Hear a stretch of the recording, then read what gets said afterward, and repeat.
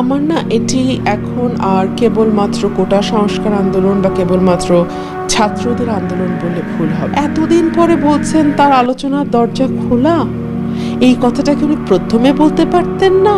আমার না এটি এখন আর কেবলমাত্র কোটা সংস্কার আন্দোলন বা কেবলমাত্র ছাত্রদের আন্দোলন বললে ভুল হবে। এটা আসলে বাংলাদেশের 16 কোটি মানুষ নেমে গেছে। আপনি দেখেন ছাত্রদের সঙ্গে অভিভাবকরা আছেন, শিক্ষকরা আছেন, ডাক্তাররা নেমে গেছেন, আইনজীবীরা নেমে গেছেন, সাংবাদিকরা নেমে গেছেন, সকলেই নেমে গেছে। এবং আজকে আমি যে গিয়েছিলাম শহীদ মিনারে, আমি সেখানে দেখলাম শ্রেণী, পেশা, ধর্ম, বর্ণ, লিঙ্গ, জাতি মানে নির্বিশেষে এটা বাংলাদেশের সকল মানুষ নেমে গেছে।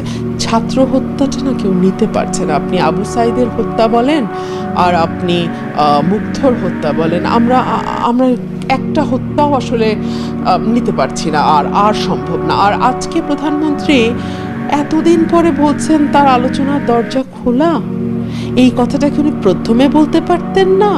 উনি এমন সব মন্ত্রীদের সামনে এগিয়ে দিলেন যারা যাতা মন্তব্য করেছে কোটা সংস্কার নিয়ে। কিছুদিন আগে আমি যমুনা টেলিভিশনে গতকালকেই তো বোধহয় পরশু আমি টকশোতে পড়ে শুনিয়েছি 15ই জুলাই কি মন্তব্য করেছে শিক্ষামন্ত্রী। তাদেরকে আপনি আলোচনার জন্য সামনে এগিয়ে দিলেন কেন?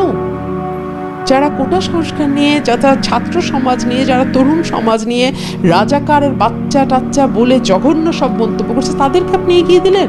মানুষকে এত অবজ্ঞা করা ঠিক না। দেশের মানুষকে অবজ্ঞা করেছে এই সরকার, এর সমুচিত জবাব এখন মানুষ দিচ্ছে।